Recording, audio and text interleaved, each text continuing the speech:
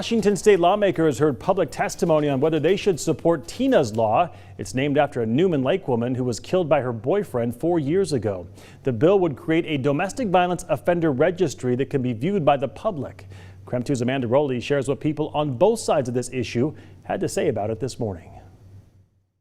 Tina's Law is named after Tina Stewart. On Thanksgiving 2017, Tina's boyfriend beat her to death. A judge sentenced him to 16 years in prison. Tina's family has spent the last 4 years fighting for change in the form of a registry of domestic violence offenders. Tina's Law has been proposed to the Washington state legislature now 3 times.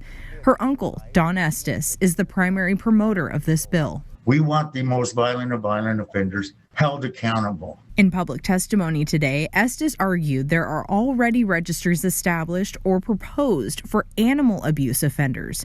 So why not one for violent offenders? I have a list, 10 states, including Washington state, animal abuse registries.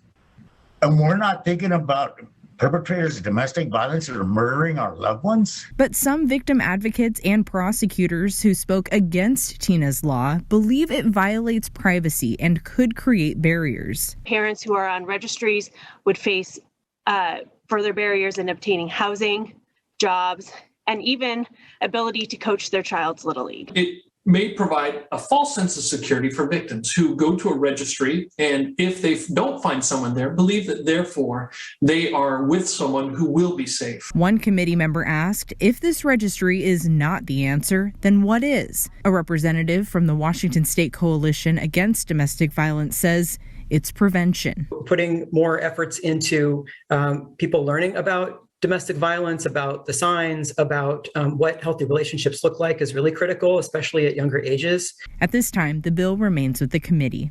Amanda Rowley, KREM 2 News.